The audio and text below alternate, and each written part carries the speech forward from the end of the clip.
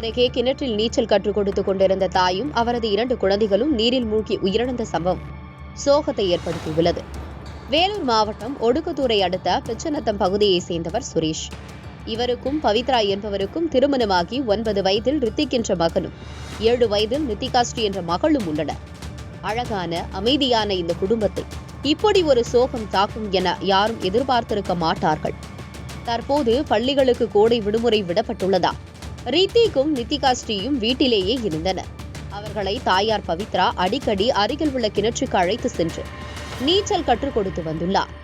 இந்த நிலையில் திங்கட்கிழமையன்று வழக்கம் போல் நீச்சல் வழங்குவதற்காக மூவரும் கிணற்றுக்கு சென்றிருந்தனர்.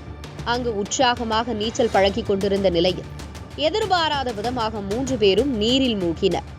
நீண்ட நேரமாகியும் அவர்கள் வீடு திரும்பாததால் பதற்றமடைந்த உறவினர்கள் அவர்களை தேடி கிணற்றுக்கு சென்றனர். அப்போது பவித்ரா, ரித்திக், நித்திகாஸ்ரீ ஆகிய மூவரும் கிணற்றுக்குள் சடலமாக கிடந்ததை கண்டு அதிர்ச்சியடைந்தனர். இதையடுத்து பொதுமக்கள் அளித்த தகவலின் பேரில் சம்பவ இடத்திற்கு விரைந்த வேப்பங்குப்பம் காவல்துறையினர் மற்றும் ஒடுகத்தூர் தீயணைப்பு துறையினர் நீண்ட நேரம் போராடி 3 பேரின் உடல்களையும் மீட்டனர்.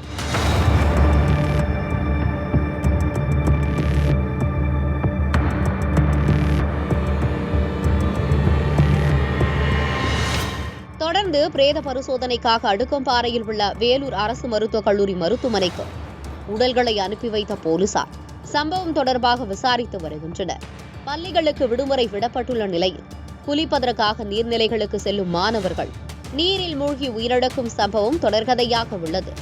எனவே விடுமுறை நாட்களில் மாணவர்களை பெற்றோர்கள் கவனமாக பார்த்துக் கொள்ள வேண்டும் என சமூக ஆர்வலர்கள் அறிவுறுத்தியுள்ளனர்.